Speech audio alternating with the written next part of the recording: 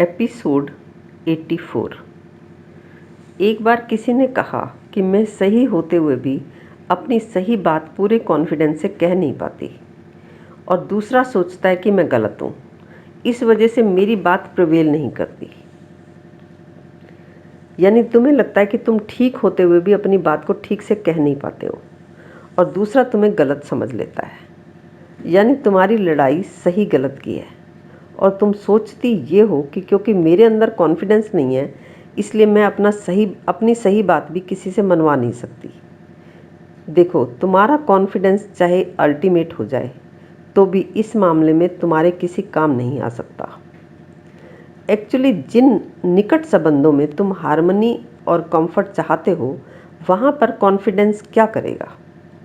अगर किसी में बहुत कॉन्फिडेंस है और वो बहुत प्रयास करके किसी को गलत सिद्ध करना चाहता है तो क्या वो कर पाता है। जब भी कोई दो व्यक्ति लड़ रहे हों, चिल्ला रहे हों, तो उनमें एक पहले थकेगा ही। वैसे ही जैसे दो व्यक्ति दौड़ेंगे तो आगे पीछे होंगे ही। दो व्यक्ति अपने लॉजिक्स दिए जा रहे हैं तो एक व्यक्ति के लॉजिक्स ज़्यादा स्ट्रांग होंगे ही। और वो दो कोई भी हो सकते हैं, हस्बैंड वाइफ, सास बहू, या कोई दो भाई, या कोई दो दोस्त, या भाई बहन, या माँ और बच्चे, पापा और बच्चे में से कोई भी हो सकता है। अगर तुम बहुत अग्रेसिव नहीं हो तो तुम नेचुरली रुक जाते हो और कोई तुमसे भी कम अग्रेसिव होगा तो वहाँ तुम्हारी एग्रेसिवनेस भी चल जाएगी। दुनिया में जो दबंग से दबंग व्यक्ति भी है उनके बारे में भी कुछ नहीं कहा जा सकता कि कहाँ वो अपनी ताकत दिखा पाते हैं और कहाँ वो डरपोक बन जाते हैं। तो बात कॉन्फिडेंस की है ही नहीं। और बात ये भी नहीं है कि किसी के पास लॉजिक नहीं होता या कोई अग्रेसिव नहीं होता। असल में वो बहुत बार लड़कर देख चुके होते हैं कि कोई फ़ायदा नहीं है लड़ने में। जीत भी गए तो भी फ़ायदा नहीं है, क्योंकि दूसरा जब मन से नहीं मान रहा तो हार्मनी तो होगी नहीं। जब तुम दूसरे को गलत बता रहे हो तो तुम्हारा इरादा होता है कि दूसरा गलती मान ले और तुम दोनों के बीच में हार्मनी हो जाए। जब भी दो लोग लड़ रहे होते हैं उनका पर्पस जीतना या हारना नहीं होता। पर्पस तो ये होता है कि दूसरा बात सुन ले, समझ ले, मान ले और उसका फ़ायदा ले ले, ताकि घर का वातावरण अच्छा बना रहे, घर का भला हो, पैसों का नुकसान ना हो, घर में किसी को भी दिक्कत ना हो और सब ठीक से चलता रहे। लड़ाई का ये पर्पस कभी सर्व नहीं होता, क्योंकि लड़ाई होने से ना तो हार्मनी रहती है ना ईज़ रहती है और दूसरा भी उस काम को जो उसके हिसाब से ठीक नहीं है उसे पूरे मन से नहीं कर पाता। बात को कहने में कॉन्फिडेंस का कोई उपयोग नहीं है। जब तुम दूसरे को गलत सिद्ध कर ही नहीं सकते तो तुम कॉन्फिडेंस का करोगे क्या। और फिर दूसरा गलत है भी नहीं, उसका अपना एक नज़रिया है, अपनी एक समझ है।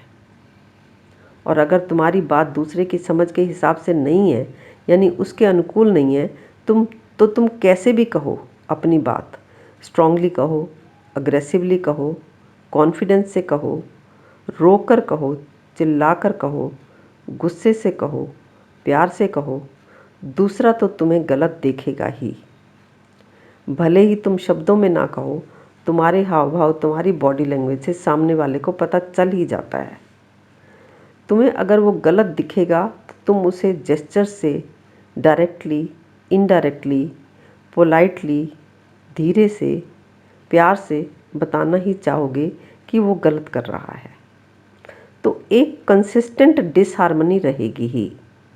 तुम्हें जब गलत समझा जाता है तो तुम्हें कितनी तकलीफ़ होती है।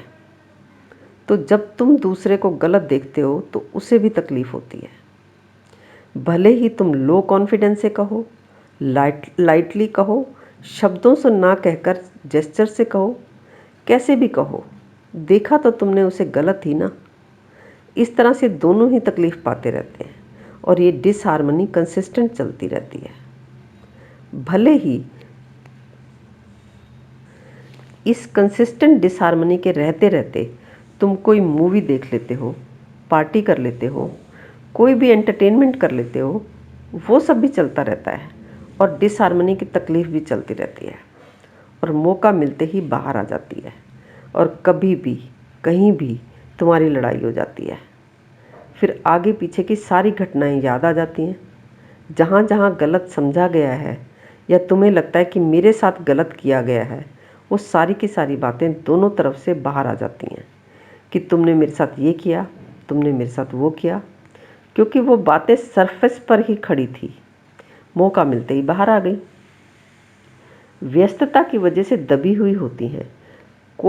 कभी कोई आया हुआ होता है तो कभी तुम कहीं गए हो, कभी काम में व्यस्त हो, कभी टीवी देखते हो, कभी घूमने फिरने चले जाते हो या फिर सोने में व्यस्त होते हो। तो इस तरह से वो बातें दबी रहती हैं। खैर, इन्हीं बातों को हम कंटिन्यू करेंगे अपने अगले एपिसोड में।